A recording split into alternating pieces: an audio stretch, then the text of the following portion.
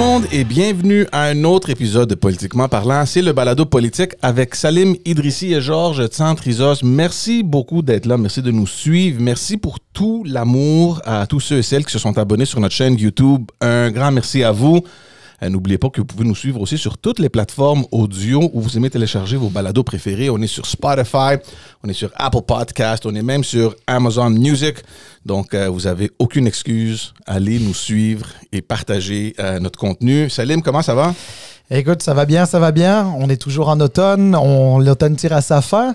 C'est le moment où mes filles veulent qu'on sorte le sapin de Noël. Moi, je résiste un petit peu parce que avant le 1er décembre, je trouve que c'est un peu trop tôt. Ouais. Non, blague à part, tout va bien. On continue. On continue dans la série qu'on a commencé la semaine passée avec les aspirants-chefs du Parti libéral du Québec. On a eu Frédéric Beauchemin la semaine passée, puis on continue cette semaine avec un autre aspirant-chef du Parti libéral du Québec. Bien, tout à fait. On va faire, comme on l'avait annoncé, on fait une petite série avec les candidats à la direction du Parti libéral du Québec. Et aujourd'hui, on a le grand plaisir de recevoir Charles Milliard. Bonjour. Bonjour à vous deux. Merci pour l'invitation. Bien, merci d'être là. Merci beaucoup du temps que vous accordez. Je sais que je suis un fan de votre podcast en passant. Hein? Je vous écoute, puis au-delà du contenu de la discussion aujourd'hui, je trouve ça important que vous donniez envie aux gens de s'intéresser puis d'aimer la politique. Puis la forme longue du podcast se prête bien à ça. Fait que je veux vous remercier sans vouloir vous flatter là, indûment, mais sachez que je vous écoute. C'est bien gentil, ça nous flatte aussi. et puis, merci de le comprendre parce que c'est exactement l'objectif de ce podcast-là. C'est effectivement de partager la passion qu'on a pour la politique. Je sais que c'est normalement Salim qui aime faire ça, tu sais, un petit topo biographique avec nos invités. Donc, je vous laisse la place. Charles Milliard, c'est qui? Pourquoi le Parti libéral du Québec?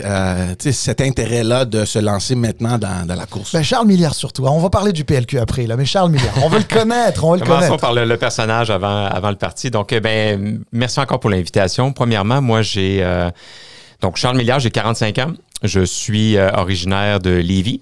Hein? On va sûrement parler de Lévis dans le cadre de ce podcast. Mes parents viennent du bas du fleuve, donc dans le Kamouraska, splendide région. Je trouve ça intéressant de mentionner mes origines, entre autres de mes grands-parents, parce que ça en dit long sur ma vision de certains éléments du Québec. Mes grands-parents paternels ont démarré le premier magasin général dans leur village, dans le Kamouraska, Saint-Gabriel-l'Allemand, tout près de la Pocatière. Des entrepreneurs. Oui, tout à fait. Mon grand-père était bûcheron aussi, bûchait tout près du lac de l'Est, dans le Kamouraska. Et du côté de ma grand-mère enseignait à la petite école de rang à Saint-Pacôme, encore une fois dans le Kamouraska. Mon grand-père travaillait sur la voirie au CN, parlait plus ou moins anglais, mais essayait de faire du travail sur la ligne Lévis-Halifax. Et mes parents aussi, des origines de classe moyenne que je trouve intéressantes. Ma mère enseignante de français, enseignante de théâtre, directrice d'école dans le milieu public à Lévis. Et mon père, charpentier-menuisier. Donc, tous les grands centres d'achat de Québec, si vous allez à Québec à l'occasion, mon père a contribué à les construire. Place Laurier, Galerie La Capitale, la Pyramide, la seule pyramide à l'ouest du Caire, à Sainte-Foy. Donc, mon père a travaillé là. Et ensuite, a travaillé au chantier maritime de Lévis, donc qui est un poumon économique important à Lévis, à construire des bateaux, tout ça. Alors, moi, je suis né dans ce milieu-là à Lévis. J'ai habité à Lévis pendant 22 ans. J'ai étudié en pharmacie. Alors, point important à mentionner, donc je suis pharmacien de profession, toujours détenteur d'une licence active de l'Ordre des pharmaciens du Québec. Donc, je fais mes formations continues à chaque année. Mais j'ai aussi fait des études en économie et un MBA. Le MBA étant à HEC Montréal. Et donc, j'ai travaillé davantage dans le milieu de la gestion du milieu de la santé, des pharmacies, donc du commerce de détail. J'ai travaillé pendant une quinzaine d'années pour le groupe Uniprix, qui à l'époque était la plus grande chaîne de pharmacies indépendante au Québec. Donc, j'ai occupé différentes fonctions chez Uniprix, entre autres comme vice-président exécutif de l'organisation. Alors, 1,5 milliard de chiffre d'affaires, 400 pharmacies réparties partout au Québec. Alors, ça m'a donné vraiment une posture vraiment de management et d'affaires dans ma carrière. Quand même jeune. Quand même jeune, oui. J'ai été nommé vice-président exécutif à 33 ans, wow. Effectivement. Vous savez, on va reparler de l'entrepreneuriat, j'imagine, aujourd'hui, mais les pharmaciens, c'est des entrepreneurs par excellence parce qu'ils sont implantés partout au Québec. Ce sont des gens qui ont un gros client qui s'appelle le gouvernement, mais qui ont aussi des initiatives privées importantes. Alors, j'ai développé ce goût-là de l'entrepreneuriat en les côtoyant. Mon frère aussi, pharmacien propriétaire en Mauricie. Et donc, j'ai travaillé dans ce secteur-là une quinzaine d'années, ensuite quelques années en relations publiques et, pour faire court, ensuite à la Fédération des chambres de commerce du Québec, donc la plus vieille association économique au Québec qui existe depuis 1909, comme la Molson. Et la Fédération, ça regroupe les 125 chambres de commerce du Québec. Donc, j'ai eu l'occasion de me promener à la fois pour Uniprix et pour la FCCQ partout au Québec dans les 25 dernières années. Donc, j'ai connu le Québec par les pharmacies, par les chambres de commerce. Et c'est cette expérience-là que je voudrais donc mettre au service du parti et on pourra en parler effectivement. Et Charles, en termes plus de passion et de hobby, là, parce que là, au-delà du professionnel, tu as un parcours que tu viens de nous dire qui est très beau, là, mais je veux dire, qu'est-ce que tu aimes faire? Comme personne, je suis quand même un sportif, un nouveau sportif. Moi, la pandémie m'a amené vers le sport. Donc, je fais beaucoup de ski alpin, ski de fond, du vélo. Je joue au curling. Alors ça attire les gens. Souvent, parfois, ça fait rire des gens, ce qui est une très mauvaise réaction parce que le curling, c'est un sport exceptionnel, très difficile et très exigeant, contrairement à ce que certains peuvent penser. Mais d'ailleurs, le curling est en croissance au Québec en ce moment. Hein. Si on regarde, vous regardez les fréquentations, ils ouvrent un très grand centre de curling, le plus grand au Québec, à Québec, dans quelques années. Bon, trêve d'auto-promo sur le curling. Je suis aussi un grand lecteur. Pour moi, la lecture, c'est une des grandes passions, la passion la plus constante de ma vie, je vous dirais. Et je suis assez polygame, je dirais, là, en termes de lecture. C'est-à-dire que je lis de tout, là, des BD, des essais en français, en anglais, la grande littérature, de la moins grande aussi. Je trouve que c'est un passeport vers la découverte, vers l'émancipation, vers l'autre, en fait. Alors, j'ai toujours aimé ça. Je suis un collectionneur un peu maladif de livres. J'en ai beaucoup trop. D'ailleurs, quand j'ai déménagé récemment, j'en ai donné plusieurs centaines.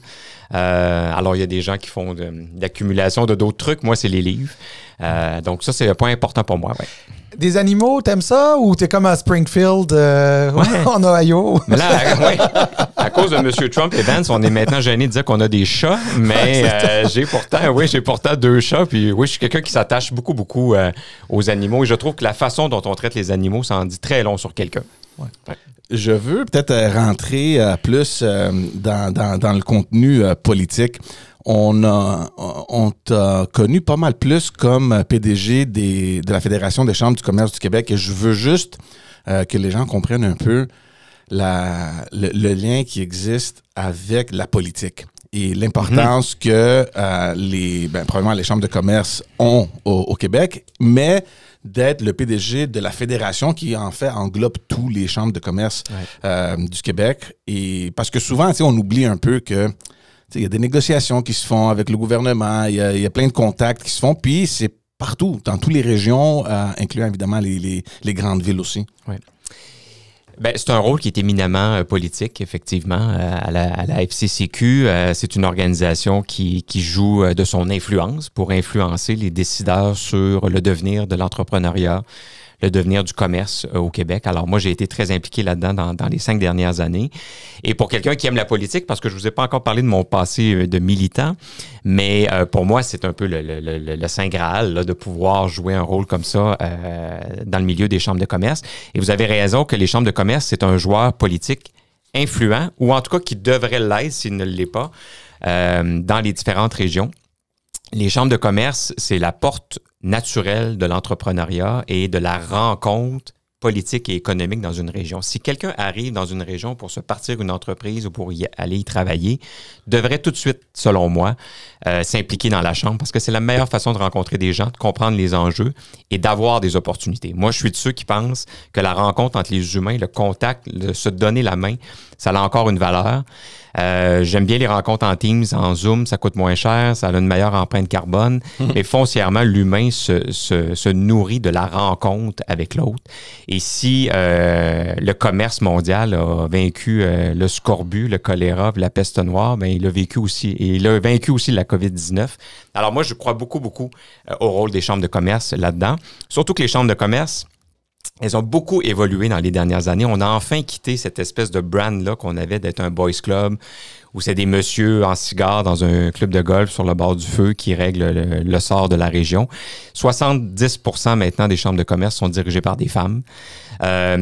Quand on a déménagé les bureaux de la FCCQ, avant que je parte, je me suis amusé à regarder les archives et je vous dirais qu'au moins la moitié des communiqués de presse que j'ai lus, je ne les aurais jamais signés de ma vie Ouais. parce que ça n'a plus aucun sens maintenant avec la société dans laquelle on vit. Donc, cette évolution-là, elle est à l'avenant, je pense, sur ce qu'on vit dans le reste du Québec. Alors, beaucoup de mes employés à la FCCQ étaient des gens qui avaient travaillé dans des cabinets politiques. Ils me disaient souvent, écoute, c'est la même beat, c'est la même vie que dans un cabinet, à la différence qu'on décide de rien, évidemment, mais que personne nous déteste. Alors, sinon, c'est un peu vraiment un job politique. Alors, pour moi, je pense que c'est une excellente préparation. Et juste pour finir là-dessus, tu sais, les disparités économiques entre régions et grandes villes, peut-être ça va ouvrir une autre porte là, pour qu'on puisse en discuter. Vous les avez vécues, évidemment, comme PDG de la Fédération de Chambres de commerce. Vous avez rencontré des entrepreneurs qui vivent des défis un peu différents de ceux dans les grandes villes. Donnez-nous comme une image de cette réalité-là dans les régions vis-à-vis de ce qui se passe, par exemple, à Montréal ou à Québec ou dans les grandes villes. Bien, il y a des grandes différences sur le fond et sur la forme. Premièrement, sur la forme, c'est-à-dire qu'il y a des chambres qui sont immenses, comme la Chambre de Chambre de commerce du Montréal métropolitain, qui est une des grandes chambres même au niveau des pays du G20, donc qui a vraiment une stature importante. Et à l'inverse, on a des chambres de commerce en Chaudière-Appalaches, en Beauce, qui ont une demi-personne qui travaille à temps partiel. Alors, c'est sûr qu'on ne peut pas nécessairement obtenir les mêmes résultats, mais les chambres doivent migrer vers être seulement un outil événementiel, à un outil d'influence du jeu politique local. Parce que, justement, les régions ont besoin d'avoir des voies entrepreneuriales, des voies économiques qui sont fortes pour aider ou challenger les pouvoirs publics en région. Et ça, je crois beaucoup à ça. Et parfois, dans des petites villes, c'est pas évident pour une DG de chambre ou un DG de chambre de se lever puis de dire, bien, le budget municipal qui a été déposé ou la décision qui a été prise par le préfet, vous savez quoi, c'est pas une bonne décision pour les entrepreneurs. Puis même si je le croise au restaurant puis au dépanneur à tous les 2 jours, je pense que c'est une mauvaise décision. Alors, il faut savoir se lever pour représenter ça. Et les différences régionales, si je peux embarquer là-dessus, elles sont majeures au Québec. Et ça, c'est quelque chose, je vous en parle aujourd'hui, mais je vais en parler pendant les 6 prochains mois. Il faut reconnaître le principe d'asymétrie des régions au Québec. On a un profond préjugé à penser qu'il y a Montréal, Québec et les régions au Québec. Et les régions sont écœurées de se faire dire ça. Les enjeux sont très différents, puis vous allez voir, je vais essayer de l'illustrer de plusieurs façons dans le cadre de la campagne. Les enjeux qu'on a en Outaouais, les enjeux qu'on a au Bas-Saint-Laurent, ils ne sont pas les mêmes. Alors, quand on met tous ces gens-là dans le même package, non seulement il y a un certain mépris qui vient avec ça, selon moi, mais surtout un manque de réalisme par rapport à ça. Alors, il y a des régions qui vivent essentiellement du secteur primaire, il y a des régions qui vivent essentiellement du secteur tertiaire, il y a des régions qui sont faciles d'accès, il y en a d'autres qui sont quasi impossibles d'accès. Alors, moi, comme politicien, je veux être la voix de cette différence-là, mais je pense que les chambres de commerce, pour revenir à elles ont ce rôle-là aussi, et plus on va avoir des voix critiques partout au Québec, mieux le jeu politique va s'emporter. Là, on va revenir un petit peu vers les questions plus... De base. De base, ou si tu veux, on va parler du PLQ, hein, parce qu'après tout, tu es candidat à la chefferie du Parti libéral du Québec. D'abord, pourquoi le PLQ? Alors, le PLQ, moi, c'est ma famille politique depuis toujours. Alors, je retire une fierté de ça parce que la loyauté, puis vous le savez très bien, étant des fans de politique, vous aussi, la loyauté en politique, c'est une valeur cardinale. C'est un point de différenciation important entre ceux qui réussissent et ceux qui réussissent pas en politique. Alors, pour moi, la loyauté, ça a été de choisir un parti quand j'étais jeune et d'y être fidèle. Alors, pour moi, c'est une histoire d'amour qui se poursuit. J'ai débuté en 98. Dans le comté de Lévis, qui n'était pas nécessairement le comté le plus libéral au Québec. Donc, on ne m'accusera pas d'opportunisme politique de militer à Lévis en 98. À l'époque, c'était M. Jean Garon, pour ceux qui s'en rappellent, qui a été quand même un grand ministre de l'histoire du Québec. Et c'est important de mentionner que mes parents ne sont pas nécessairement libéraux non plus. Alors, c'est pas, je ne suis pas là, du sérail où ça coule pas dans l'eau chez nous d'être libéral. Mes grands-parents l'étaient, pas bien évidemment, mais ils l'étaient. Mais moi, c'est une identification aux valeurs, tout simplement. Alors, quand on regarde l'appartenance au Québec, l'identification au Canada, la gestion des finances publiques, la justice sociale, vous les connaissez tous aussi bien que moi. Pour moi, ça me correspond et je continue de penser, et les événements récents le prouvent encore plus, que le Parti libéral du Québec, c'est le seul parti qui a la capacité de parler à tous les Québécois sur le même pied d'égalité. Si on le fait bien. Alors, on l'a moins bien fait avec certaines tranches de la population dans les dernières années. J'imagine qu'on en parlera. Mais pour moi, je suis convaincu que c'est le parti qui peut être le plus rassembleur au Québec. Alors, ce sont des valeurs qui me touchent encore. Et quand j'entends des jeunes dire « Pourquoi tu es libéral? » Puis il me semble que c'est pas très moderne. Je m'excuse, mais les valeurs libérales cardinales, elles sont plus que modernes. Elles sont même porteuses d'avenir. Alors, moi, je m'identifie à ça. Puis, ce n'est que le début. Mais alors, Charles, la politique, tu as commencé à t'impliquer en 98, tu as une belle carrière, tu as assurément un profil de quelqu'un qui pourrait faire effectivement une autre carrière, et cette fois-ci en politique. Je pense que c'est ce à quoi tu aspires. Pourquoi chef? Il y a deux raisons. Premièrement, je pense qu'en politique, ça prend des convictions et ça prend du timing. Ce sont deux choses qui sont des conditions de succès. Moi, j'ai toujours su que je voulais faire de la politique. On regarde même dans mon album des définissants en pharmacie, c'est écrit « Charles fera de la politique un jour ». Donc, ça m'a toujours habité. Maintenant, le timing est toujours important. Et je pense qu'en ce moment, le Parti libéral du Québec est à une croisée des chemins importante et incontournable. Et je pense que si on manque cette opportunité-là, on va passer à côté de quelque chose. Il y a un renouveau générationnel qui est important.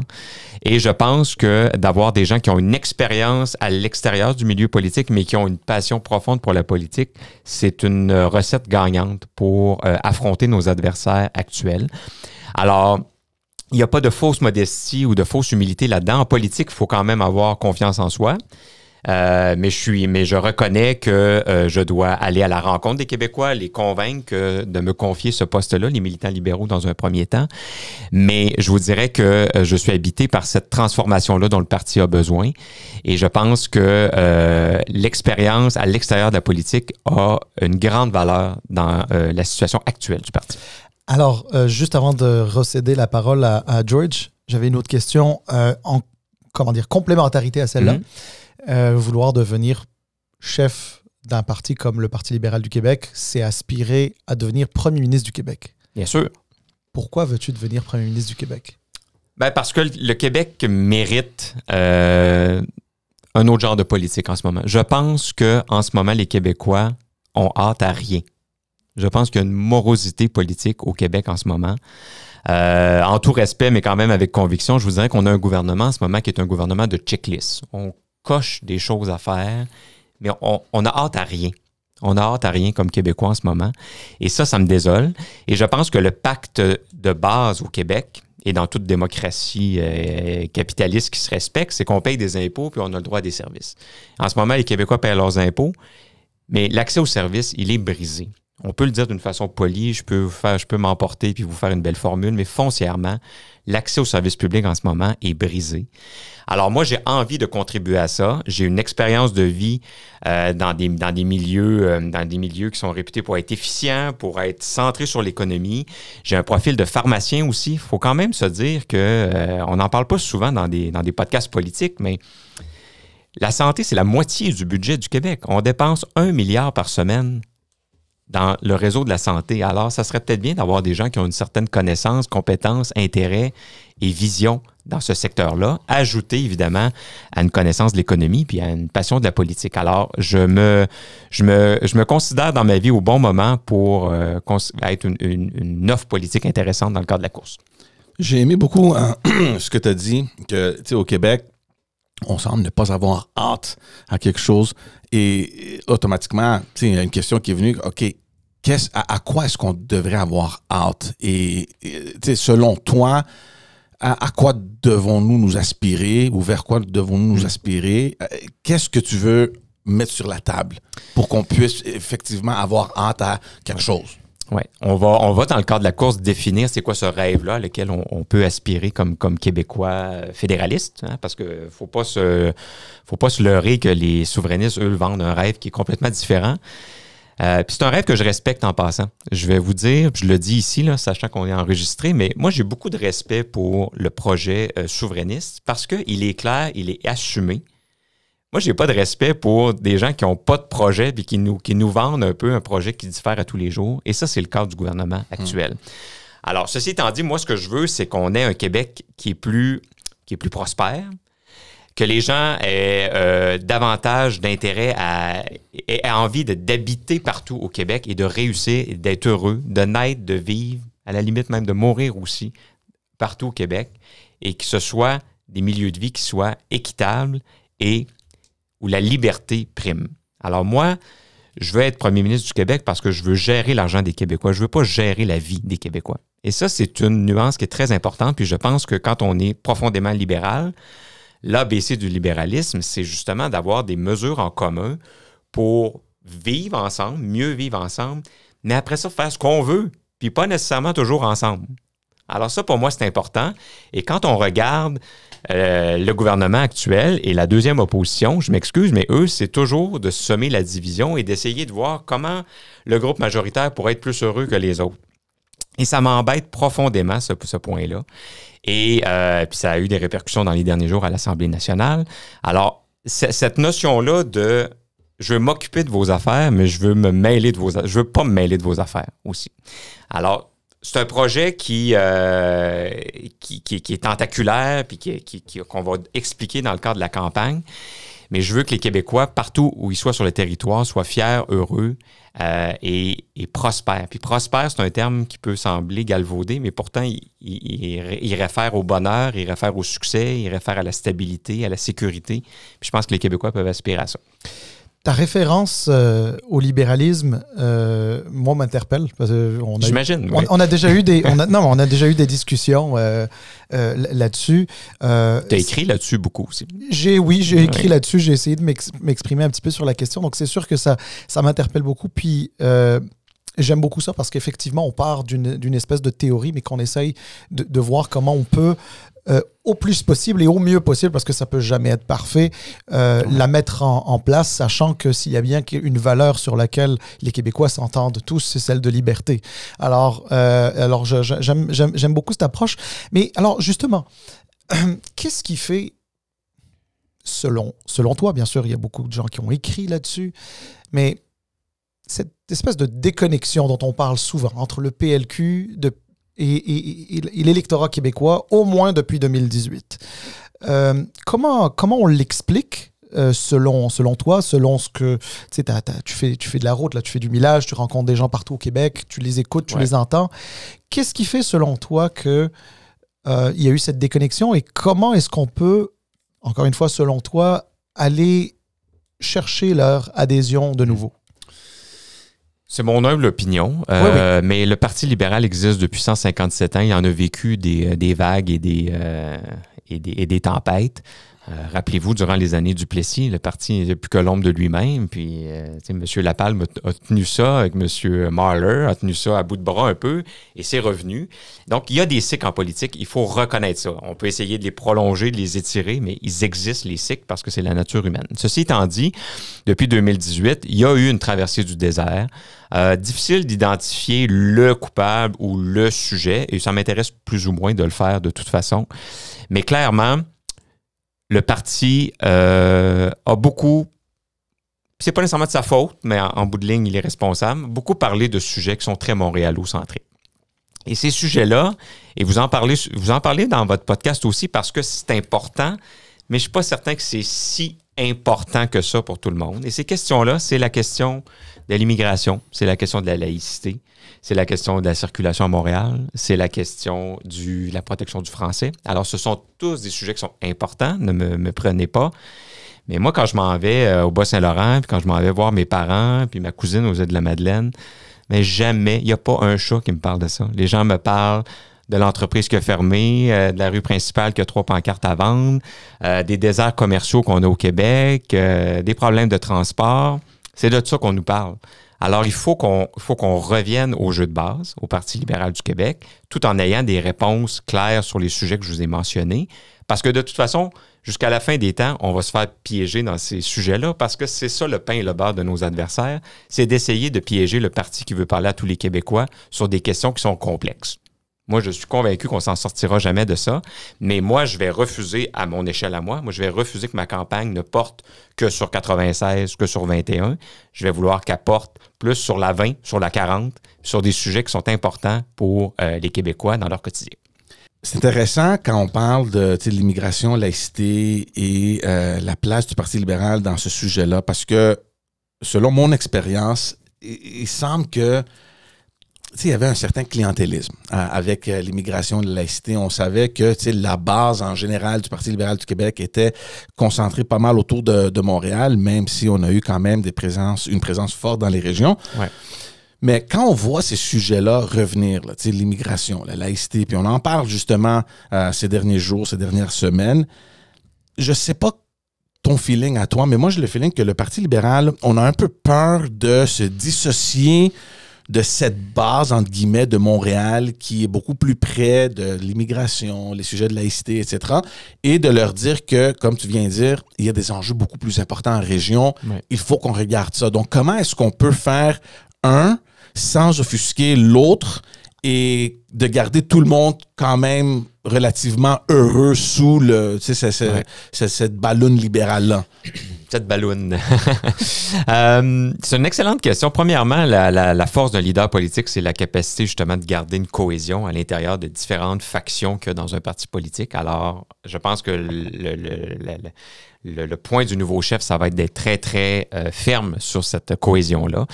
Dans un deuxième temps, je trouve que le parti a un peu deux prises contre lui en ce moment. C'est-à-dire que visuellement, tous les députés, ou presque, sauf André Fortin, sont de la région de Montréal. Alors, nécessairement, on est toujours pris dans ce point-là où on a l'air de ne représenter que Montréal. Alors, ça, il faut que ça change et ça va changer en 2026. L'autre truc, c'est que nos adversaires, je le mentionnais tantôt, nous amènent toujours sur ces dossiers-là. Et je le répète, le Parti libéral étant le seul qui parle à tous les Québécois, c'est plus difficile d'avoir une position. C'est plus complexe d'avoir des positions qui parlent à plus de gens. C'est simplement humain, ça. Mais en même temps, juste pour t'interrompre 2 petites secondes, parce que juste pour jouer l'avocat du diable, nous aussi, on amène souvent le PQ sur la question de la souveraineté, alors que peut-être c'est pas la priorité non plus. Donc, on joue la game. T'as raison, tout à fait.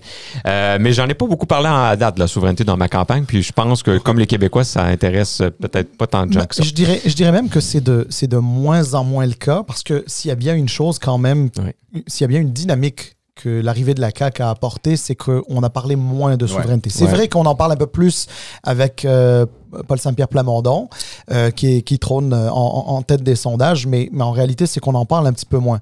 Mais je suis bien d'accord sur un élément là, que tu apportes, Charles. C'est sûr que quand tu veux élargir au maximum le nombre de personnes ou de groupes de personnes dans la société, tu peux pas polariser. Tu peux pas être aussi tranché. Non, tu peux pas être aussi tranché. Ça, c'est certain. Et puis, forcément, ça apporte des nuances. Et malheureusement, la politique d'aujourd'hui est moins en moins nuancée. Tout un tas de raisons. C'est pas juste à cause de la politique et des politiciens, mais il y a aussi les médias là-dedans, etc. Puis d'ailleurs, c'est pour ça qu'on a des formats longs de podcasts aussi. C'est un antidote à ça, parce que la clip permet pas de tout dire. Non, la clip ne permet pas d'exprimer une idée complexe en 15 secondes. C'est pas possible, là, ça c'est certain.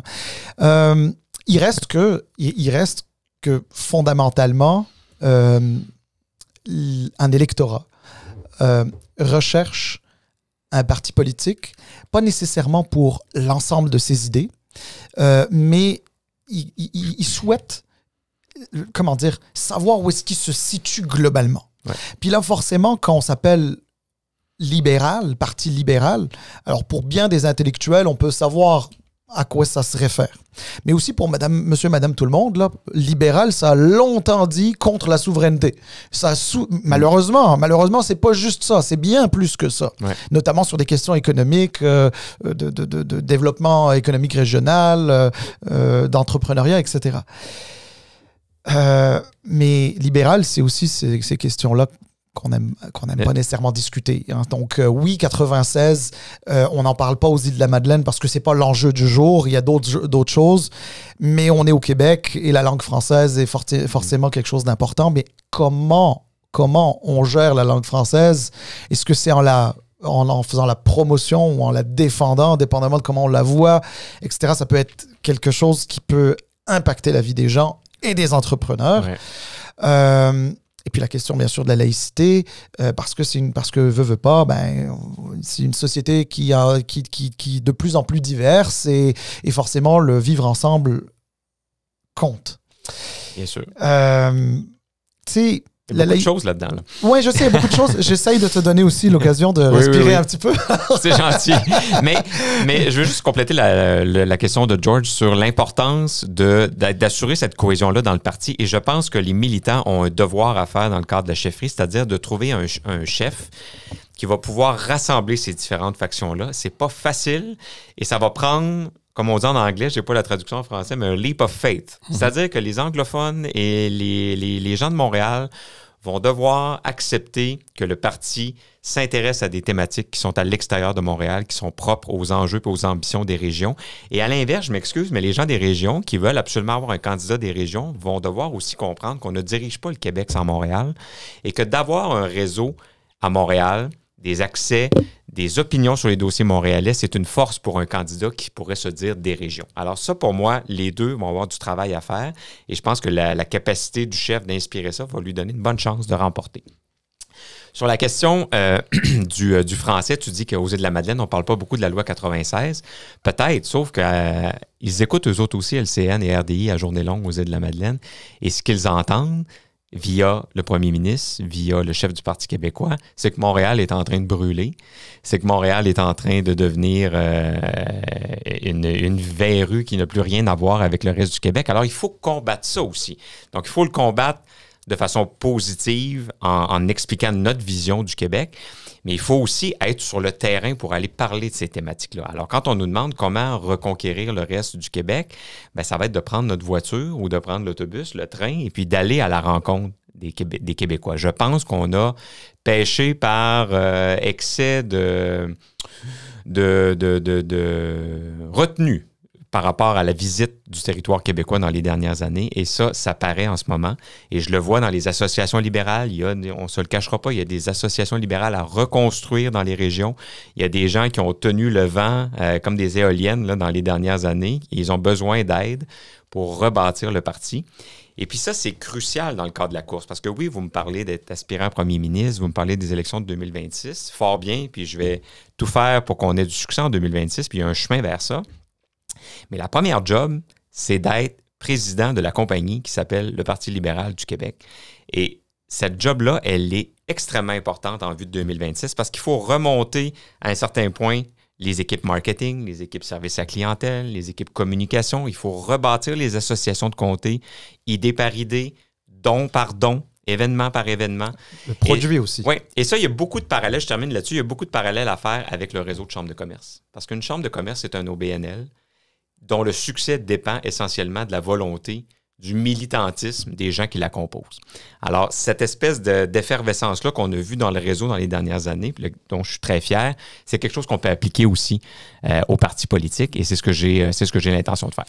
Alors, on a souvent dit depuis 2018 au sujet du Parti libéral du Québec que l'une des raisons pour lesquelles il est nulle part ailleurs que dans la grande région de Montréal, à part peut-être André Fortin, c'est que il avait perdu son nationalisme, que finalement, c'est le nationalisme d'un Lesage, d'un Bourassa, d'un Charest, même d'un Couillard, d'une certaine manière, on a perdu ça au PLQ. C'est un peu le constat. Alors, quand on vient à parler de nationalisme, on parle d'identité, on parle de langue, beaucoup.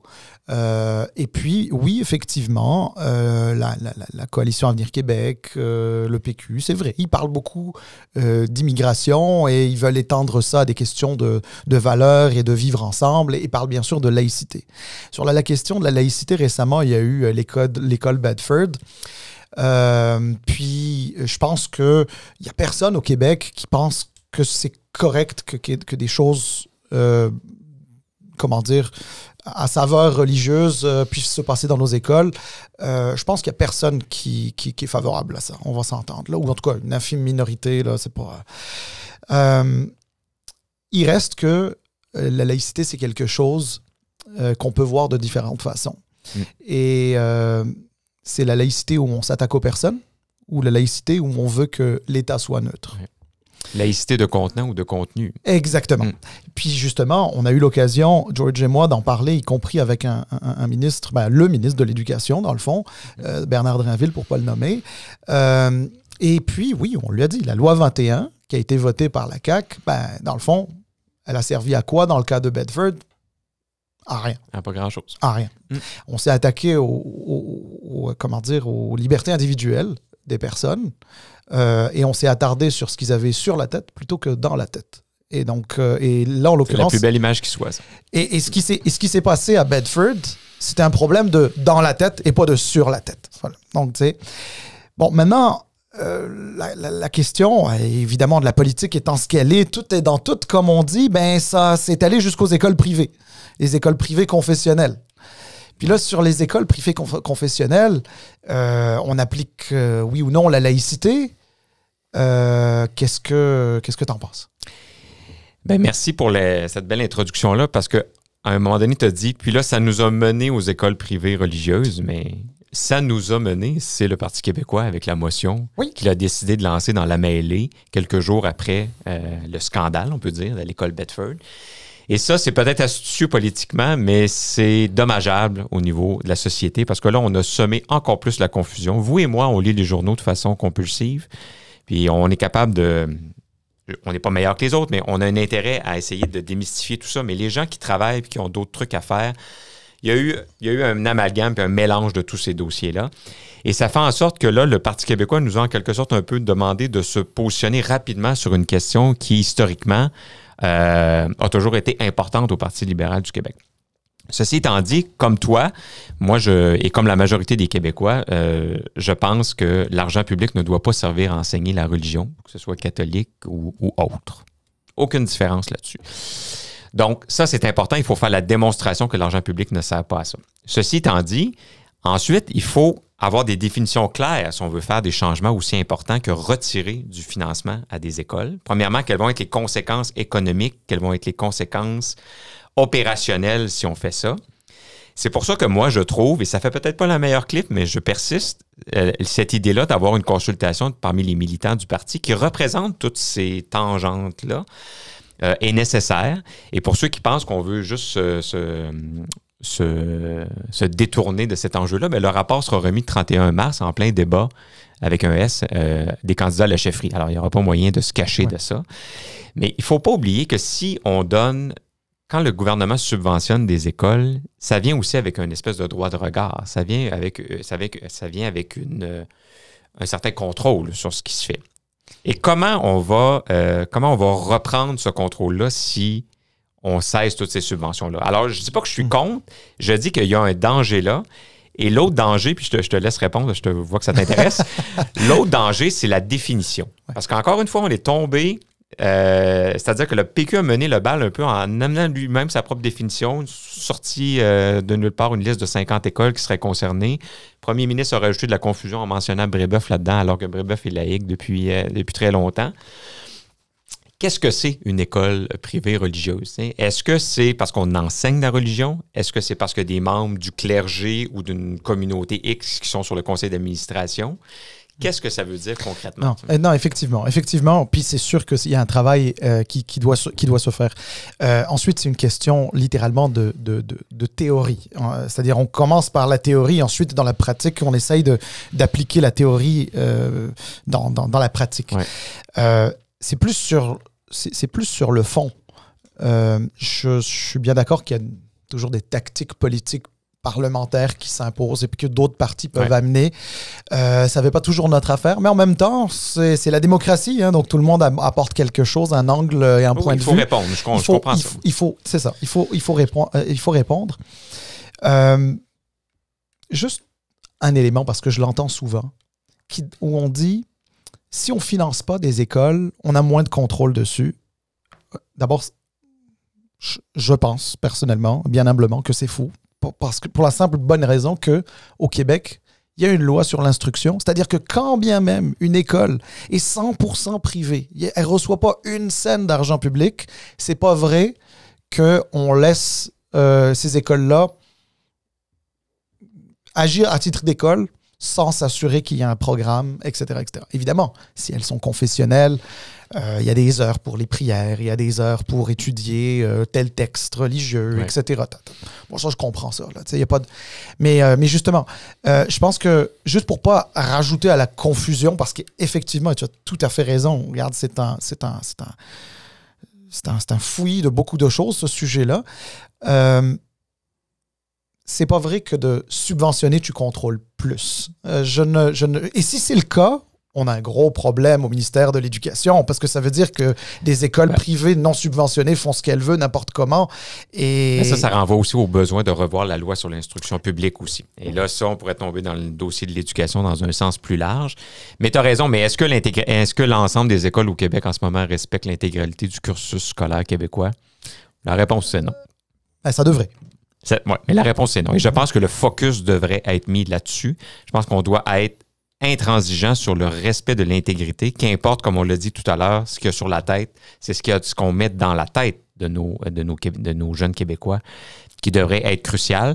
Mais encore une fois, pour compléter, parce que je veux pas m'échapper de cette discussion-là, je pense que les questions qu'on se pose aujourd'hui à 3 font la démonstration de l'importance d'avoir une discussion parmi les membres du parti, parce qu'il y a plusieurs membres du parti qui ont une opinion différente de celle que le caucus a pris. Il faut juste être honnête et le reconnaître. Tout à fait. Et comme famille politique, il faut qu'on se rassemble autour de la table et qu'on vienne d'une solution à ça. Tout à fait. Peut-être juste pour clore sur le sujet, là, il y avait une dimension de fond. Puis moi, je pense aussi à la dimension, entre guillemets, un peu plus stratégique, mais ça fait partie de l'ensemble. Le PLQ a toujours dit qu'il était pour la laïcité, mais contre les discriminations, surtout lorsqu'on enlève un droit fondamental à une personne, mais pour la laïcité. Le PLQ a déjà déchiré sa chemise sur les libertés individuelles et les droits fondamentaux. Mais dans l'inconscient des gens, le PLQ n'a jamais assez déchiré sa chemise sur le côté laïque ou laïcité, ce qui est historiquement pas tout à fait vrai parce que le processus de laïcisation du Québec a commencé sous Jean Lesage. Fait que, mais je veux dire... Mais il y a un filtre qui est appliqué un peu sur notre propos là-dessus par rapport à ça. Je comprends. Tout à fait. Puis depuis les accommodements raisonnables, 2006, 2007, etc., là, ce bout-là, les gens l'ont un peu oublié.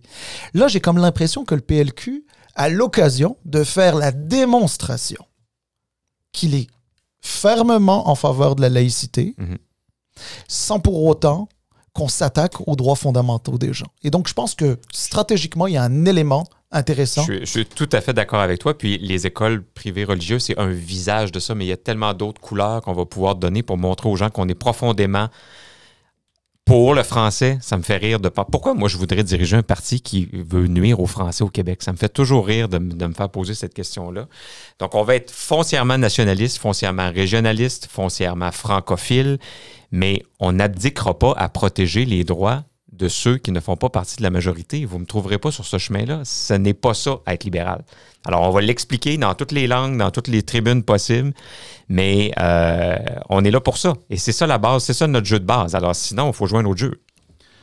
On ne peut pas ne pas parler de l'économie. J'espère. Et de finances publiques. Ben, c'est ça, des finances publiques. Puis justement, puis Salim aime poser cette question-là. Je te la vole, Salim. Je t'en prie. Le prochain premier ministre, hypothétiquement, si c'est pas la CAQ, ou même si ça sera M. Legault, s'il réussit à gagner un autre mandat, il va devoir assumer le déficit historique de 11 milliards de dollars. Aujourd'hui, il y a eu une mise à jour économique, on ne l'a pas regardé, mais...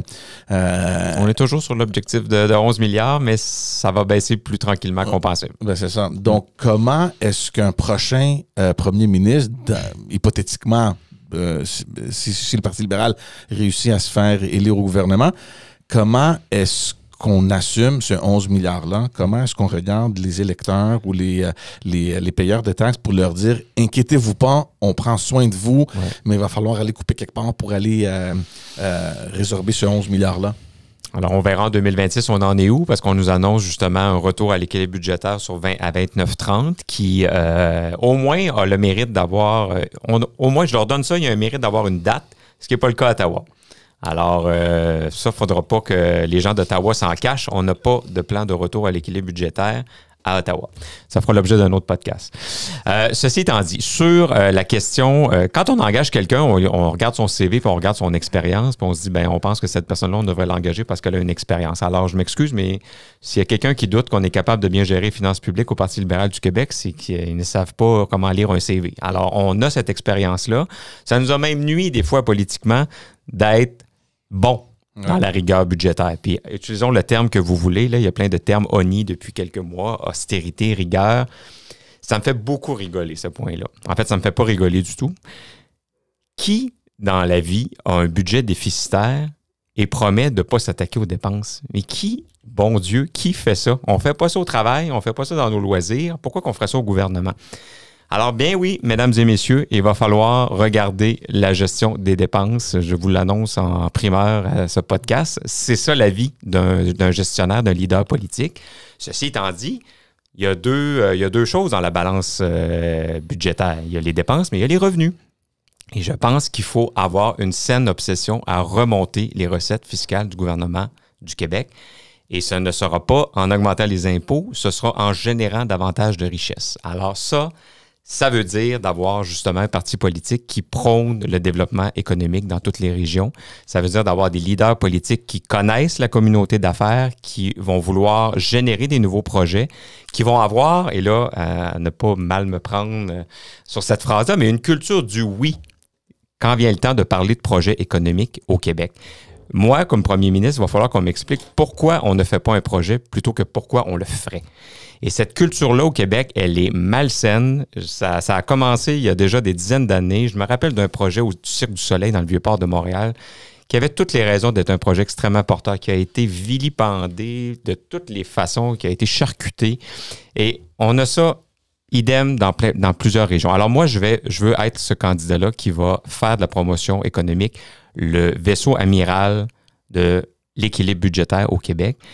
Et c'est important d'avoir des finances bien balancées parce que le service de la dette, ce que ça nous coûte à chaque année, là, quand les gens prennent le temps de regarder qu'est-ce que ça coûte de financer le déficit au Québec, c'est important. Là. Quand je vous dis qu'on dépense 1 milliard par semaine en santé, il y a plusieurs semaines d'économie potentielle si on avait une dette moins élevée qu'on pourrait mettre justement dans les conditions de vie puis les conditions de travail en santé et en éducation. Alors ça, il va falloir être obsédé par ça.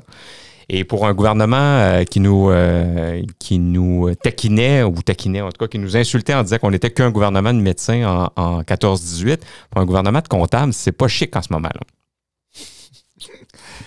OK, c'est une belle flèche, celle-là. Mais c'est factuel. Je veux dire, quand on passe de plus 7 à moins 11, on ne mérite certainement pas des confettis et des félicitations. Ouais.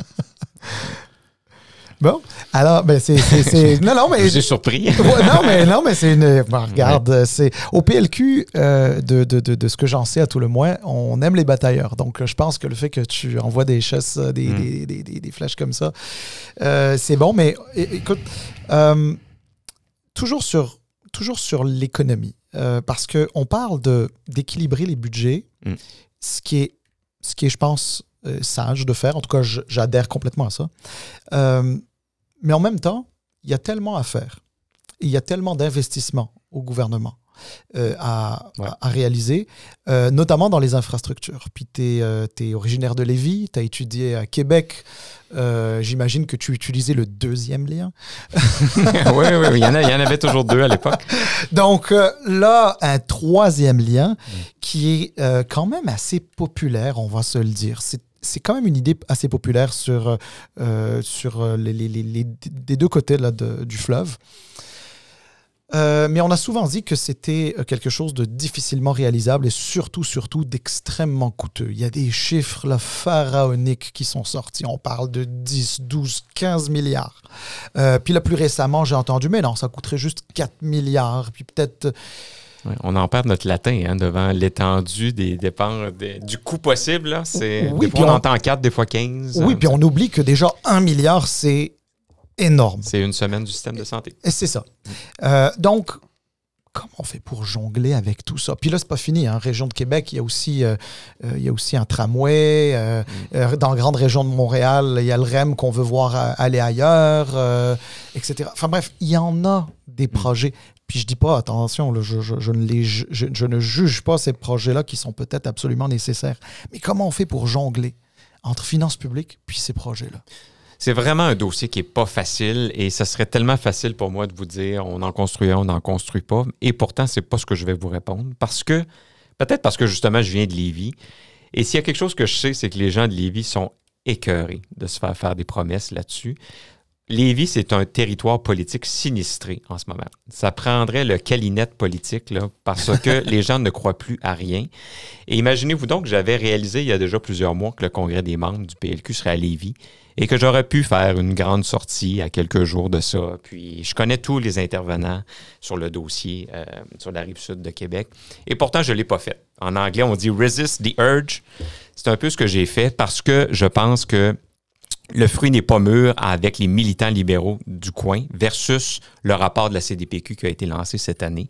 Alors moi, j'ai promis de faire des rencontres puis une discussion avec les militants de la région sur cet enjeu-là, qui n'est pas qu'un enjeu de Lévis. Hein. Souvent, on nous dit les gens de Lévis veulent ça. Moi, je vais vous dire, ça fait 5 ans que je me fais gentiment harcelé par l'Est du Québec aussi, à ce qu'on soutienne au niveau des chambres de commerce, le troisième lien, parce que c'est aussi leur lien pour eux vers une meilleure circulation. Et quand on parle d'avoir des réflexions qui, des fois, font pas une bonne clip, mais qui sont porteurs d'avenir à long terme, il faut regarder aussi les données. Et les données, on parle beaucoup des données en ce moment sur le nombre de minutes qu'on va sauver ou pas, si on prend un tunnel ou un tramway. Mais il y a aussi de se projeter dans l'avenir. Vous vous rappellerez que le pont, corrigez-moi si je me trompe, mais le pont Champlain, on a annoncé sa construction à peu près le lendemain que ça a commencé et qui a menacé de tomber. Ça. Donc, en termes de prévision long terme, je comprends que là, on a un superbe pont puis tout va bien, mais disons que c'était assez last minute comme solution. Si on essaie de se projeter dans la région de Québec et qu'on regarde qu'est-ce qui va se passer dans 10 ans dans la région de Québec, c'est pas moi qui le dis, c'est l'Institut de la statistique qui le dit. La région métropolitaine va avoir, en 2041, donc dans une quinzaine d'années, plus 150 000 personnes. Les gens pourraient se dire, 150 000 personnes, c'est quoi? Une image, c'est la ville de Trois-Rivières. Alors, on met la ville de Trois-Rivières, boum, autour de Saint-Nicolas, de Sainte-Foy, de Saint-Joseph-de-Beauce, puis de Beaumont, puis de Saint-Michel. Alors, il va y avoir un problème à un moment donné. Et selon plusieurs, il y en a déjà un. Alors, j'ai mentionné tantôt, quand je suis, pas tantôt, mais au congrès des membres de Lévis, que le centre des congrès où on était, c'était un champ de fraises quand j'étais jeune. J'allais cueillir des fraises là. Puis je travaillais au club de golf en face. Maintenant, c'est l'endroit où il y a le plus de grues pour construire des tours d'habitation à l'extérieur de la région de Montréal. Alors, il y a un enjeu en ce moment de circulation à Québec. Et moi, je pense que les deux groupes qui semblent s'opposer, c'est-à-dire le monde de Lévis puis le monde, disons, de Montréal, ont deux devoirs à faire. Les gens de Montréal devraient avoir peut-être un petit peu plus de considération à comprendre et à analyser la situation du trafic actuel et à venir, dans la région de Québec. Et les gens de Québec ont aussi un devoir parce que, je le dis comme je le pense, il n'y a pas vraiment d'instinct de transport collectif sur la rive sud de Québec. Alors moi, j'ai habité là pendant 22 ans, j'ai pris l'autobus 2 fois. Bon, donc ça fait 20 ans de ça, mais je ne suis pas sûr que ça a évolué tant que ça. Alors, il faut développer aussi cet instinct-là parce que je pense que la région va avoir besoin de transport collectif aussi. Il va falloir instiller ça parce que au long terme, il va falloir que les humains se déplacent davantage ensemble ou en tout cas de façon moins polluante que ce qu'on a en ce moment. Alors, moi, ce que j'ai promis, c'est d'avoir un plan un peu de mobilité, j'ai envie de dire, de l'Est du Québec que je vais présenter et je ne me défilerai pas de ça pour la simple et bonne raison que je viens de Lévis puis que tout le monde m'achale avec ça à Lévis aussi. Donc, j'ai une obligation de résultat là-dessus. Mais la décision de ne pas dire oui ou non lors du congrès des membres à Lévis, elle était très, très réfléchie de mon côté. Vous avez évidemment l'expertise en santé et vous l'avez mentionné plusieurs fois que c'est pas mal la moitié du budget du Québec. Ça va pas si bien en santé. Tu as dans ton équipe André Fortin, qui est aussi le porte-parole en santé, qui semble bien maîtriser ces affaires-là, ce dossier-là. Qu'est-ce qu'il faut faire? Et c'est compliqué de parler de santé parce qu'il y a tellement d'opinions sur ce qui se passe. Il y a eu le Parti libéral avec M. Couillard qui a aboli l'Agence de la santé. M. Legault l'a ramené. On ne semble pas avoir une idée claire de ce qu'on veut et de la façon qu'on veut y arriver. Ouais. Donc, qu'est-ce qu'on fait? Évidemment, si c'était simple, ce serait fait déjà. Là. Donc, il n'y a pas de magie là-dedans non plus. Ce qui est certain, c'est que la croissance des dépenses actuelles, elle est intenable. Alors, on ne peut pas aller d'un budget à l'autre puis augmenter de 4-5 % sans fin comme ça, puis en promettant en même temps qu'on n'osera pas les impôts puis qu'on ne fera pas de révision des dépenses au gouvernement. Donc, ça, c'est la réalité. Moi, je pense qu'il faut je vais choisir mes mots, là, mais il y a des mythes. J'allais dire des mensonges. Je veux dire, il y a des mythes qui sont tenaces en santé au Québec, qui sont entretenus par les politiciens et qu'il va falloir combattre. Le premier, c'est d'avoir un médecin par Québécois. Ça n'arrivera pas dans la structure de rémunération actuelle. Alors, si on veut faire un changement, il va falloir qu'il soit drastique pour arriver à ça. Alors ça, je pense qu'il faut prendre un break sur cette promesse-là qui ne tient pas la route. Alors moi, je ne promettrai jamais ça dans la situation actuelle. La deuxième chose, c'est qu'il faut, et ça, faut faire attention comment on le dit, mais le système de santé ne peut pas régler toutes les maladies et ne peut pas couvrir tous les médicaments qui existent en ce bas monde. Ce n'est pas financièrement possible. Alors ça, il va falloir avoir une conscientisation globale là-dessus. Et l'autre chose, c'est que la prévention, c'est une des voies de solution sur les enjeux budgétaires en santé et ça va demander une meilleure responsabilisation des Québécois. Et je ne dis pas ça parce que je veux que le gouvernement se désengage du travail qu'il a à faire, mais je m'excuse, il y a beaucoup de maladies dont les gens engorgent les hôpitaux et les urgences qui sont le fait d'habitudes de vie, qui sont le fait de décisions personnelles qu'on prend dans notre vie et qui ont un impact important. Alors moi, je pense qu'il faut augmenter la pédagogie aussi. Et là, je parle de chez nos enfants, on n'enverra pas les personnes âgées suivre un cours sur les maladies chroniques, mais je pense qu'il faut instiller ça plus rapidement, le fait que quand tu fais X, des fois, il arrive Y, puis ça coûte Z au gouvernement. Puis Z, c'est toi qui payes en passant. Alors ça va être très important. Puis moi, je vais avoir plusieurs propositions dans le cadre de la campagne qui vont parler de ça. Mais j'entendais M. Plamondon la semaine passée commencer à laisser entendre qu'il pourrait scraper Santé Québec. Je trouve ça trop rapide. Moi, je ne veux pas m'engager à défaire une structure qu'on vient de faire. Je voudrais voir les résultats. Je pense que Santé Québec a des petits enjeux de communication en ce moment. Là. Je pense que le pitch n'est pas tout à fait convaincant, en tout respect. Mais il faut attendre de voir on a mis tellement d'efforts là-dedans qu'on va essayer de voir qu'est-ce que ça va donner. Mais on a raison d'avoir un certain nombre de doutes. Mais moi, je termine là-dessus sur ce point-là, je ne veux pas nécessairement changer le tuyau qu'est le système de santé pour l'instant. Je veux qu'on travaille sur qu'est-ce qui rentre dans le tuyau, qu'est-ce qui sort et comment s'assurer que ce qui sort ne rentre pas trop vite au retour. Est-ce qu'on est arrivé à un moment ou à un point où il faut sérieusement considérer la place du privé en santé? On peut bien se dire, est-ce qu'il faut la considérer? Moi, je peux vous dire que les Québécois la considèrent déjà. Journal de Québec, il y a 3 semaines, sondage léger. Combien de pourcentage de Québécois utilisent le privé en santé? C'est pas 4,2, c'est 42. 42%. Alors, c'est presque un Québécois sur 2 qui utilise des services en santé. Alors, on peut bien avoir un discours philosophique, conceptuel sur la loi de la santé du Canada, puis l'universalité, puis tout ça, mais il y a un secteur privé qui est là. Et s'il n'est pas là, le système va être encore plus problématique que ce qui est en ce moment. Ça, c'est factuel. Les gens pourront m'écrire des courriels d'insatisfaction s'ils le veulent. C'est la réalité. Alors, je pense que le secteur privé agit en complémentarité avec le secteur public et qu'il est temps d'arrêter l'hypocrisie là-dessus. Puis que si un système fonctionnait si bien que ça, à 100% public, ça se saurait, surtout avec l'existence d'Internet maintenant, ça se saurait si ça fonctionnait quelque part dans le monde. Alors, il y a différents alliages qui existent. Le nôtre, il n'est pas parfait, mais il n'est certainement pas le pire. Et quand on regarde nos voisins américains, je pense qu'on a quand même une formule qui est plus intéressante pour la qualité et la longueur de la vie de nos citoyens.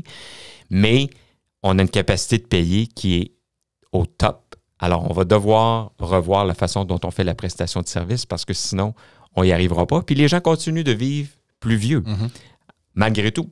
Alors, il y a quand même des choses qui doivent être bien. C'est la preuve, et ça, c'est le témoignage de tous les gens qui rentrent dans le système. Vous le savez, les gens, il y a toujours un article dans les journaux 3 semaines là-dessus où quelqu'un dit « J'ai eu de la misère à rentrer dans le système, mais quand je suis rentré, mon Dieu que j'ai été bien traité, mon Dieu que ça a été exceptionnel. » Donc, notre système n'est pas tout malade. Non. Puis, honnêtement, et je pense pas non plus qu'il y a des gens qui pensent que le système est complètement pourri, excuse-moi l'expression.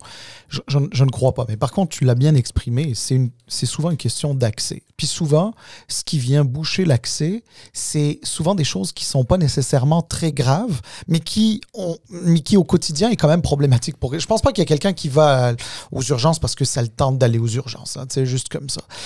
Mais c'est sûr que pour prescrire écoute, moi, je parle de moi-même, moi, tu sais, j'ai un petit onguent là, pour l'œil, là, tu sais, genre pour une infection qui arrive une fois tous les 3-4 ans, là.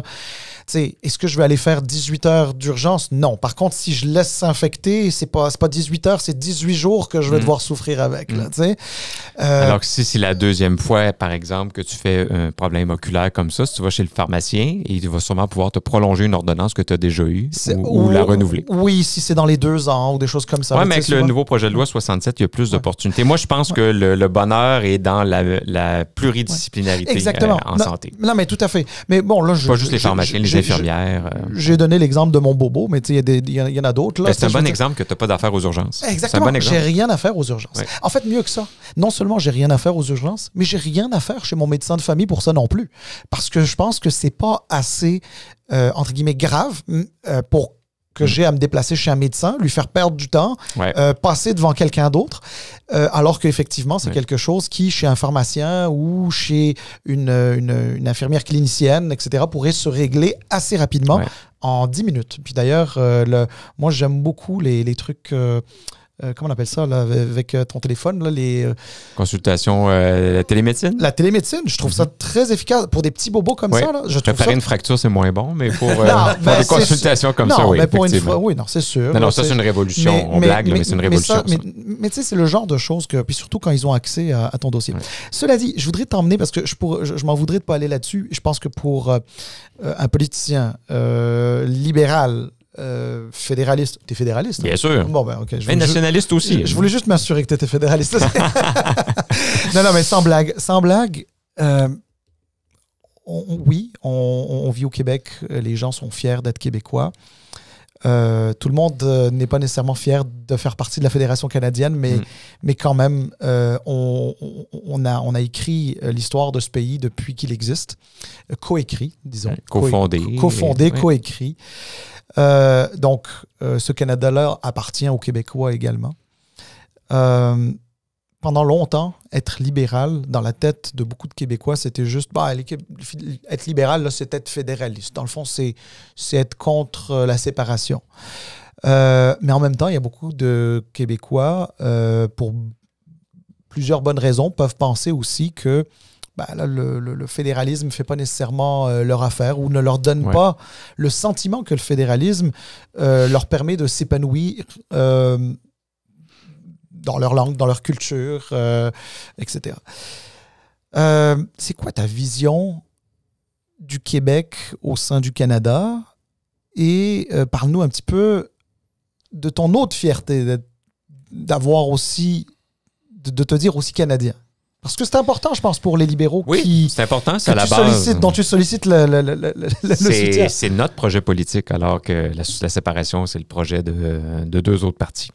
Moi, je suis profondément nationaliste. Moi, c'est le Québec d'abord, toujours le Québec, mais je pense que le Canada, c'est un excellent deal pour le Québec. Je pense que c'est le meilleur véhicule pour réussir à l'international et pour se développer dans une civilisation qui est multiculturelle.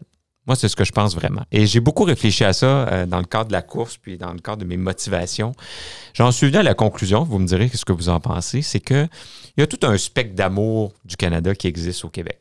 Il y a des gens pour qui le Canada, c'est la plus belle affaire sur Terre, qui couche pratiquement avec la feuille d'érable puis qui adorent le Canada. Mais il y a d'autres gens pour qui le Canada... c'est un mal nécessaire mais que c'est politiquement, économiquement, ça vaut la peine si c'est bien mené. Puis il y a tout un spectre entre ça. Et nous, notre challenge au PLQ, c'est de représenter tous ces gens-là. Alors, il faut accepter, je pense que le prochain chef doit accepter de représenter tous ces gens-là, même s'ils ne sont pas exactement bullseye sur ce que lui pourrait penser. Ça, je trouve ça important de reconnaître ça parce que ça élargit le nombre de gens à qui on peut parler.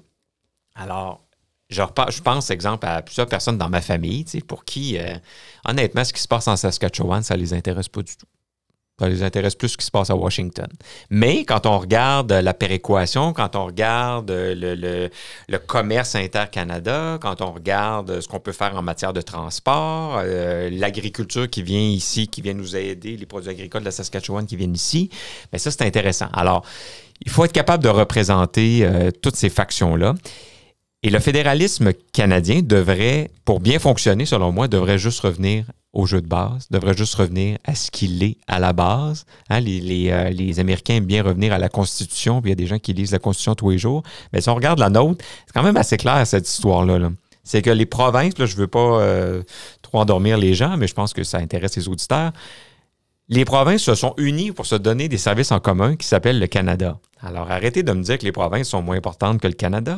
À la limite, c'est peut-être l'inverse même. Alors, ces services-là qui se sont donnés sont assez clairs. L'armée, la monnaie, les affaires étrangères, le transport, Alouette. Le reste, c'est pas des affaires du gouvernement fédéral. Ce sont des responsabilités provinciales. La santé, l'éducation. On a raffiné le modèle avec l'immigration, avec la main-d'œuvre. Bon, pour des raisons politiques, des raisons humaines, c'est correct. Mais le jeu de base, à la base, c'est ça. Alors, si on veut que le Canada fonctionne, premièrement, il faut comprendre ça, puis il faut s'intéresser au Canada. Là, le problème qu'on a en ce moment au Salon bleu ou rouge, c'est qu'on a 4 partis représentés. Il y en a 2 qui veulent séparer le Québec du Canada. Je vous l'ai dit en début d'émission. J'ai du respect pour ça parce qu'au moins, c'est clair. C'est moins clair sur Québec solidaire, mais en tout cas, c'est clair au Parti québécois. Mais l'autre parti qui s'adonne à être le gouvernement, c'est pas clair du tout ce qu'ils veulent faire avec le Canada. Ils nous disent qu'ils veulent que le Canada fonctionne, mais à tous les jours, ils posent des gestes pour pas que ça fonctionne, puis pour semer la confusion et la division. Et ça, j'ai pas de respect pour ça. Quand on veut que le Canada fonctionne, on bâtit un rapport de force, on bâtit des alliances. Et ça, le meilleur, le masterclass, c'est Jean Charest, vous le savez aussi bien que moi, avec le Conseil de la Fédération, connaissait le nom et connaissait tous les premiers ministres, tous les chefs d'opposition des provinces et territoires, était capable de bâtir des rapports de force, d'aller chercher des choses comme le fédéralisme asymétrique. Je m'excuse, mais pour M. Legault, les relations intergouvernementales canadiennes, c'est pas juste d'aller prendre une bière une fois par année avec Doug Ford. C'est plus important que ça. Mais moi, les choses qui ne m'intéressent pas dans la vie, je ne mets pas d'efforts là-dedans. Alors, le Canada, ça m'intéresse et j'y mettrai les efforts nécessaires, tout en reconnaissant que pour les Québécois, il y a différents degrés d'amour là-dedans et qu'on peut très bien vivre là-dedans. La vérité, c'est que il y a sur plusieurs sujets qui ont un impact politique sur lesquels, au Québec, on semble soit les ignorer ou soit ne pas trop s'en mêler. Sauf l'immigration. C'est sûr qu'il y a un conflit en ce moment entre provincial et fédéral. Mais moi, je reviens toujours parce qu'on parlait de santé, justement. Puis, je ne sais pas pourquoi on en parle quasiment jamais là, au Québec. Le fait que le gouvernement du Canada est rentré au Québec, puis on dit, regarde, les soins dentaires, c'est nous qui s'en occupent à partir de maintenant. Allez à Service Canada, vous allez recevoir les services. C'est excellent. Au point de vue du service, bravo, merci beaucoup. Mais qu'est-ce qu'on fait, nous autres, là? Tu sais, on a laissé la porte grande ouverte. Vous venez faire ce que vous voulez. Puis je sais pas pourquoi on n'en parle jamais de ça. C'est comme s'il n'y a rien qui s'est passé. Tu as raison. Bien, probablement parce que c'est rare que les gens vont rechigner à avoir un service assuré, exemple pour les dents. Donc, c'est difficile d'être contre le contenu, mais le contenant est défectueux. Je suis tout à fait d'accord avec toi. Quand on regarde, encore une fois, la Constitution, la santé, c'est de nature provinciale. Il y a quelques trucs où le fédéral a plein pouvoir. Ça s'appelle les médicaments. Ça s'appelle l'homologation de certains produits, devices, équipements médicaux. Mais la prestation de soins, c'est de nature provinciale. Alors, moi, je veux bien que les gens aient des dents en santé, mais je pense que ça devrait être une responsabilité des provinces. Alors, je suis personnellement mal à l'aise avec ça. Et je pense que ça contribue au cynisme qu'on observe en ce moment, autant à Ottawa qu'à Québec. Toujours sur le fédéralisme, ça va être probablement ma dernière question. C'est vrai que le Canada s'est bâti de la manière dont tu l'as décrit très bien. Il reste que pour qu'une fédération fonctionne, puis tu as été à la Fédération des chambres de commerce, alors évidemment, je ne ferai pas de mauvais parallèles, mais ça veut dire qu'il y a un bien commun. Ouais. Il y a un bien commun qui est recherché. C'est le but d'une fédération. Le bien commun passe par aussi avoir de l'intérêt pour ce qui se passe ailleurs. Ouais.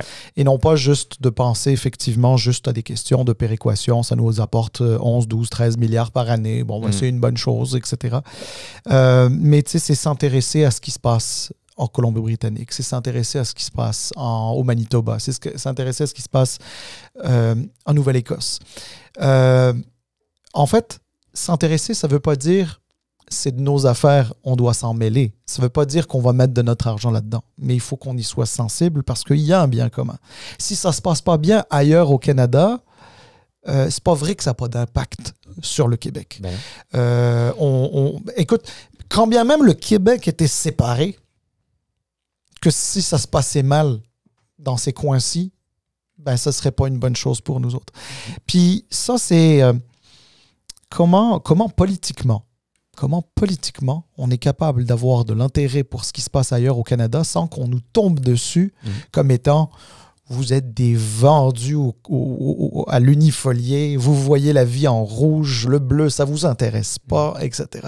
C'est difficile pour un politicien. Là. Je pense que c'est la question la plus difficile que vous m'avez posée aujourd'hui. Oh. Parce que non, mais les autres étaient bonnes aussi, mais c'est pas facile ça, parce que c'est un jeu d'équilibrisme. Puis c'est pas parce que les Québécois n'ont pas d'intérêt pour la politique à l'extérieur du Québec. Regardez ce qui s'est passé aux États-Unis. On aurait cru qu'on était le 51e État du Québec le soir des États-Unis. Ce soir des élections, mon Dieu, c'était comme, c'est chez nous, puis ça va être qui notre président? Donc, il y a un intérêt pour ça. En France aussi, on suit l'actualité, la politique française. Donc, il faut, en tout cas, moi, je pourrais vous dire, j'aimerais bien que les Québécois s'intéressent à la politique ontarienne puis à la politique de l'Ouest, mais en vieillissant, on devient plus sage. Là, je ne suis pas certain que ça va arriver. Mais maudit, est-ce que leurs politiciens peuvent s'en préoccuper? Mais c'est ça. Alors, exactement. C'est le rôle des politiciens québécois d'avoir un intérêt et d'avoir des opportunités de développement et des opportunités de coalition avec les autres juridictions provinciales et d'amener ces points-là sur la table du Québec.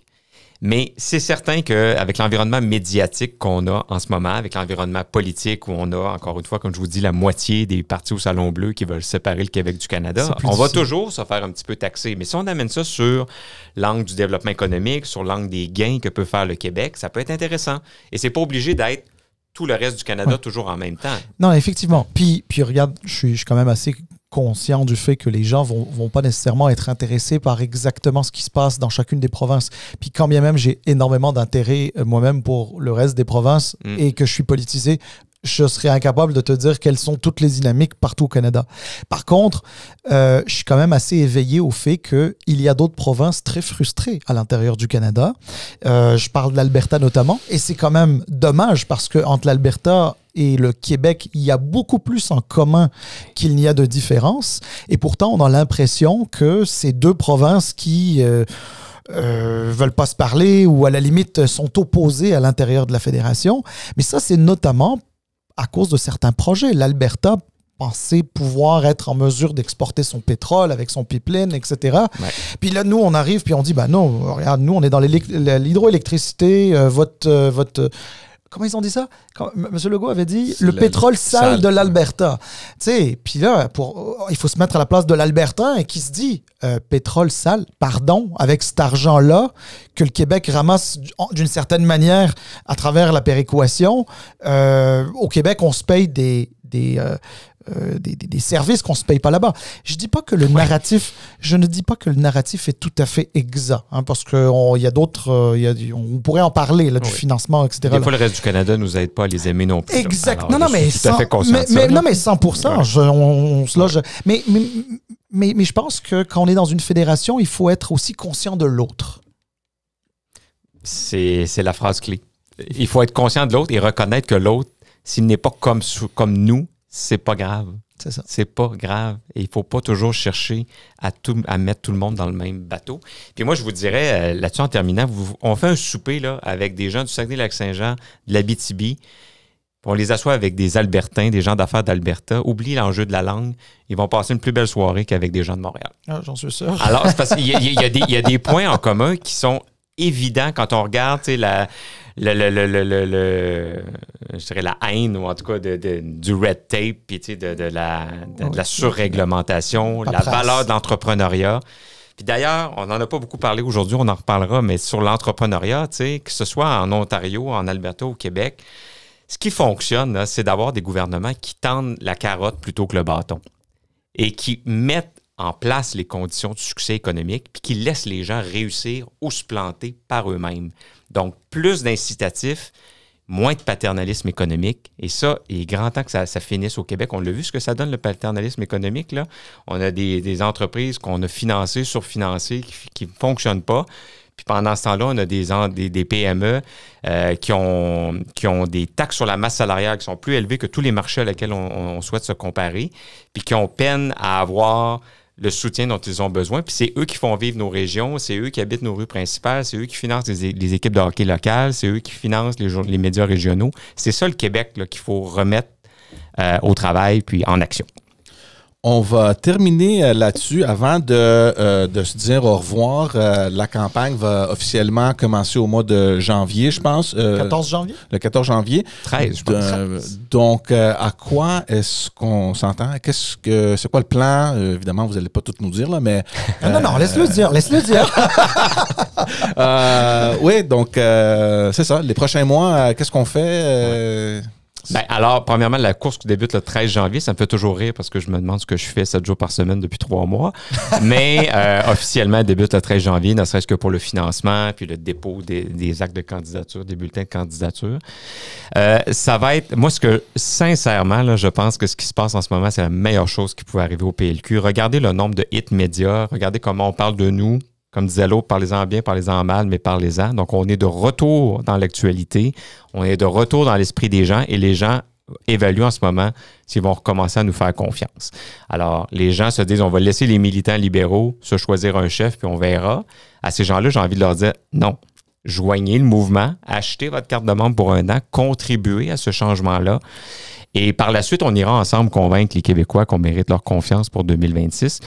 Mais moi, je vous le dis, le renouveau au parti va passer par une nouvelle génération. Il y a déjà quelqu'un qui a dit ça à votre antenne. Une nouvelle génération, des nouvelles idées et un regard vers le futur. Alors, au Parti libéral, on aime gagner, on aime la stabilité, on aime la sécurité, mais il faut faire le pas en avant. Et en avant, c'est pas une falaise, c'est plutôt des prés verdoyants si on travaille bien ensemble.